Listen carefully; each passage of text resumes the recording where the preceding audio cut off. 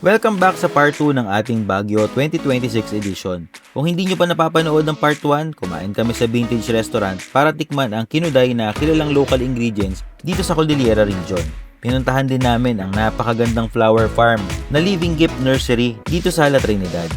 Nag-coffee session din kami sa Farm to Cup Cafe at na-experience kong mag-roast ng kanilang beans at kumain ng masarap na bulalo sa Pets Bulaluhan na malapit sa bus terminal. Pero hindi pa tapos ang ating Baguio trip. Ngayong araw, ituturo ko sa inyo kung saan mahahanap ang sikat na 45 peso cinnamon bread na pwede ninyong ipampasalubong.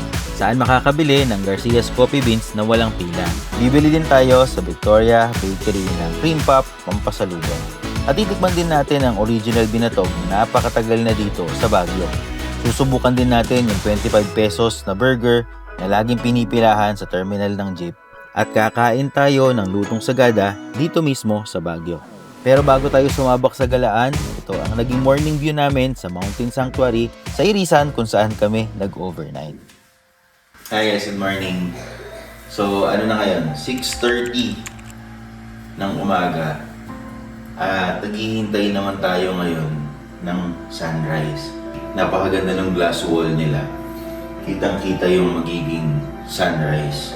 So 6:30 na, normally dapat kita na natin yung araw. Pero siguro yung time ngayon medyo late.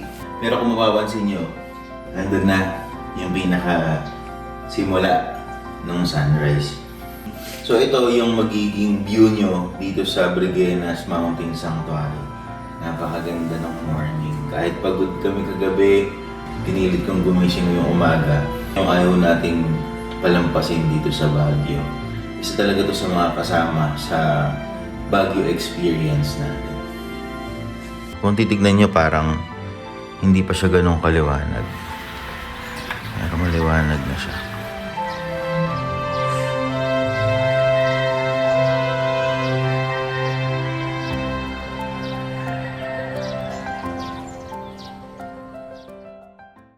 At eto na, simulan na natin ang day 2. Bago tayo tuluyang gumala, nag-breakfast muna kami ni Mami sa baba. In-enjoy lang namin yung view dito sa terrace ng Twin Deluxe Unit. Dito na rin kami nag-prepare ng breakfast para isang lutuan na lang. Ngayon ay magna 9 o'clock na, kaya mag-early check-out na tayo para mapuntahan natin yung ginawa nating itinerary. So, SM Baguio naman yung pupuntahan natin. Doon tayo magpa-park, tapos tsaka tayo pupunta ng public market para sure lang na may parking. Weekdays naman ngayon, possible, hindi naman ganun ka-crowded, pero para lang medyo mas sigurado, doon na lang ako magpa-park. Tapos meron din kami kailangan bilhin doon. Ngayon, mag-check out na kami dito sa Breguenas Mountain Sanctuary, dito sa Irisan, Baguio. So, highly recommended dito guys. Napaka ganda ng kanilang accommodation. Nakita nyo naman yung mga video kanina. Yung kwarto, napakaganda, maayos, malinis. Tapos ang ganda-ganda ng view. So kung naghahanap kayo ng mga pwede niyong pagstayan dito sa Baguio, highly recommended ko itong Breguenas Mountain Sanctuary. Off to our next destination, pupunta tayo sa Victoria Bakery. Siyempre, gamit pa rin natin yung ating Avanza na nirent natin sa Giginto Rent a Car. Sila talaga ang trusted rent a car service namin sa Bulacan pagdating sa malayo ang biyahe. Hi guys, nandito naman tayo ngayon sa Victoria, yung bakery. So, dito muna tayo bago pumunta tayo ng Baguio para hindi na natin dadaanan mamaya. Ayan, so bibili lang tayo ng cream puff pampasalubong natin. May uwi rin tayo dito galing Baguio. At ayun na nga, pagdating nga natin sa Victoria, kahit Tuesday morning na, may pila pa rin. Ganito talaga kapag sikat at dinarayo ang bakery. Tapos na tayo dito sa Victoria Bakery. Hindi ko na nga lang na-videohan pero nakabili kami ng cream puff, cheese rolls, chocolate crinkles, at syempre ang kanilang cinnamon bread. Pinaka-paborito ko talaga ang cream puff nila. Pagkatapos nito, nagpark na kami sa SM Baguio para lakarin na lang ang aming next stop. Nandito kami ngayon sa Baguio, pinark lang natin yung sasakyan natin. Tapos, pababa tayo. Gusto kong tikpan yung Makatata Burger.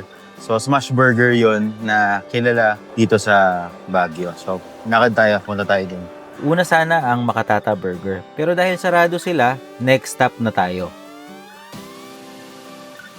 Ayan, so nandito tayo ngayon sa Makatata Burger. So, sarado pa. Parang galing kasi kami dito kagabi ng mga 8 p.m. Sarado na rin sila. So, bumalik kami ngayon kasi sabi sa amin 11, open na sila. Kaya lang daw, na-late daw yung mga supply nila. So, Tignan natin kung mamaya makakabalik pa tayo. Gusto ko kasi talagang matikman yung kanilang smash burger.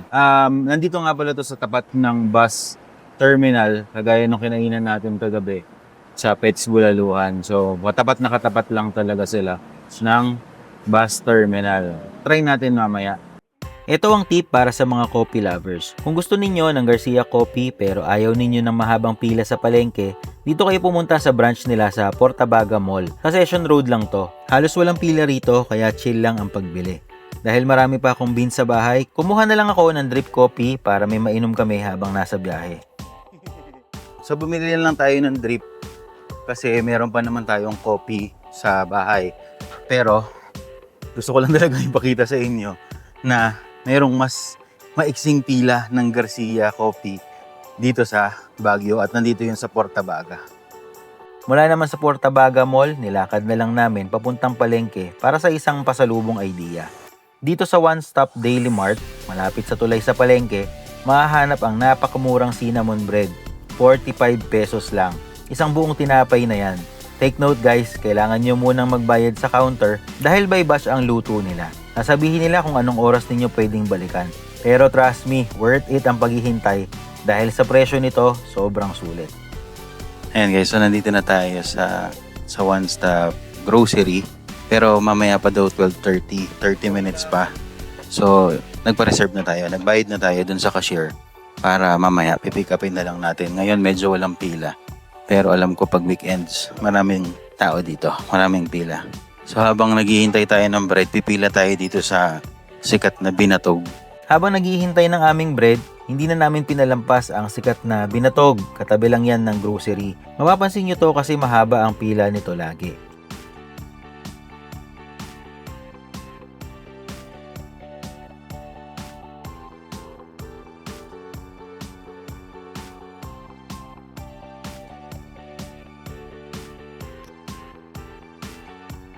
Sarap? Sarap? Yeah. Lasa? Sobrang milky. Milky. Ang sarap. Lasa. Sarap. Magatas. Milky. So, Ang ano? Harap. Harap na pag may milk. Pagkatapos niya, nilakad naman namin ng mga 10 minutes papuntang jeepney terminal sa itaas ng palengke para sa pinipilahang burger dito. Sakto ang dating namin dahil mabilis lang ang pila. Wala pang 5 minutes. Nakuha na namin ang order. Nagluluto na kasi sila in advance para mas mabilis makapag-serve.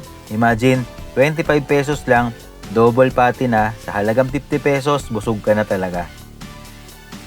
Nandito naman tayo ngayon sa Dane's Bake Shop. Malapit lang to sa pinaka-terminal. So, mura yung kanilang burger dito. Try natin. hello. Double patty pala. Double patty pala yung Ito pa. 25. Sabi nila namin. Para siyang torta. Parang mas lasa siyang torta over a burger. Pero for 25 pesos, sulit naman. Ay, may cucumber.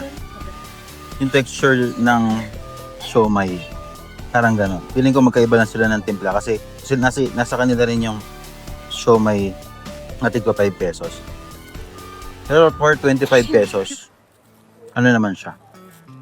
Sulit naman para sa akin. Pagbalik namin sa One Stop Daily Mart, saktong-sakto, dinidispatch na yung cinnamon bread at mainit-init pa to. Ito na yung ating cinnamon kanina na hinintay natin ng 30 minutes. Try natin. Hindi ko makuha. Ayoko kasi maglagkit yung kamay ko. So, try natin. Para sa 45 pesos, okay sa akin to. Sulit pa rin to. Pag bumalik ako dito sa Baguio, pipilahan ko pa rin to. Sulit pa rin siya para sa akin sa 45 pesos. Okay siya, masarap sa akin. Dito naman tayo sa Sagada Lunch. Ito yung pinakadulo ng footbridge sa palengke. So, sa kabilang side to, puntahan nyo lang yan sa may dulo, tapos tumawid lang kayo, tapos makikita nyo yung street na to papasok, tapos paakyat, makikita nyo na tong Sagada Lunch na to.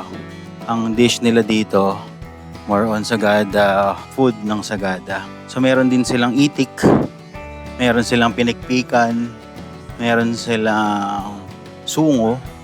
So tatry natin. Pero yung pinikpikan kasi, hindi ako kumakain nun. Tatanong na lang natin sa kanila kung ano yung lasa. Pero gusto nating subukan. Ayun pala, may sisig din pala sila. Ayan, may sisig din pala sila. So try natin. Ayoko nung ano.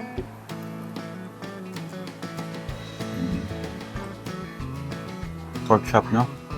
Hindi. Ito yung silet naman. Try natin. Isaw siya no? Ito na ba, Oy? Harap yun. Sa kanusik na ba? Soy base yung pinaka marination, no? Okay sa akin yung pork chop. Okay sa akin yung silip. Try natin tong kanilang sisig. Try natin tong sisig.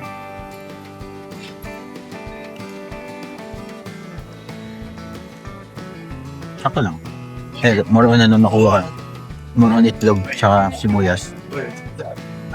Try natin agad. Ang reason. Double platform.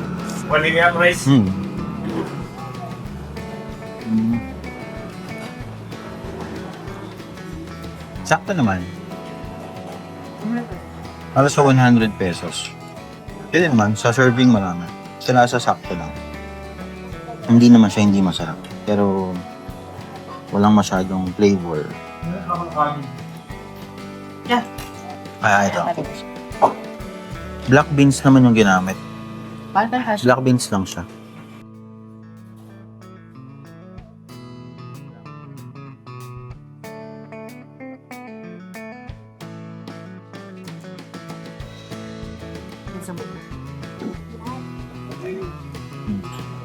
Parang munggo.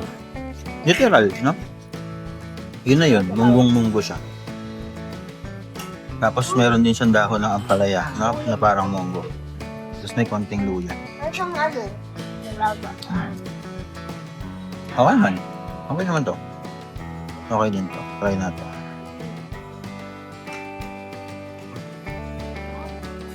Yung pinigpikan po kasi, hindi ginilitan. Sa dugo. So, hindi siya lumabas yung dugo. Pero, luto siya. Kaya lang, may parting may buo po yung dugo. Ako ito gusto ko. Itong black beans. Ang sarap po nito. Gusto ko to. Parang na po lang po siyang munggo. Parang lutong munggo lang na. Tamang gano'n siya. Beans. Asin mo?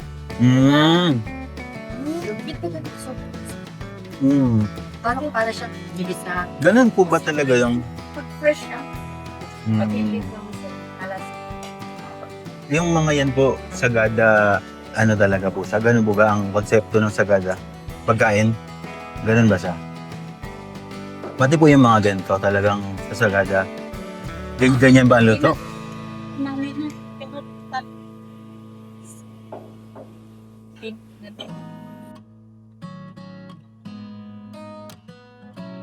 Ayan guys, nandito na kami ngayon sa SM at ang oras na ay 3:30 na. Gantong oras normally nagpe-prepare na kami para umuwi para medyo may araw pa. So hopefully maganda pa rin yung maging scene natin sa Cannon Road para doon tayo makaraan mamaya. And so dito ko na rin tatapusin tong vlog. Sana nagustuhan nyo yung ginawa nating Baguio trip at sana next year meron ulit tayong Baguio trip or this year, bahala na, para magkaroon ulit tayo ng panibagong itinerary. Sana ay makatulong sa inyo ang itinerary na shinare namin para sa inyong susunod na Baguio trip. Pero higit sa mga budget hacks at food spot, ang pinakamahalaga talaga sa biyaheng ito ay ang mga memories na nagawa namin bilang isang pamilya. Naging tradisyon na namin na umakyat dito tuwing January para sa malamig na panahon. At sana ay magtuloy-tuloy pa ito.